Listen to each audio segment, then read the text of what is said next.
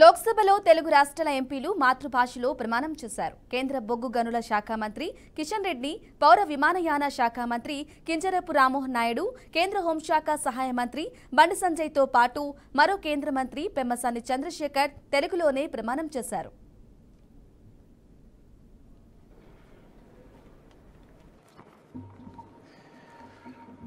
గంగాపురం కిషన్ రెడ్డి అను నేను లోక్సభ సభ్యునిగా ఎన్నుకోబడినందున చట్టరీత్యా నెలకొల్పబడిన భారత సంవిధానం పట్ల యథార్థమైనటువంటి భక్తి విశ్వాసములు కలిగి ఉంటానని, భారతదేశపు సర్వసత్తాక అధికారంను అఖండతను సమర్థిస్తానని, నేను స్వీకరించబో కర్తవ్యంను శ్రద్ధాశక్తులతో నిర్వహిస్తానని దైవసాక్షిగా ప్రమాణం చేస్తున్నాను.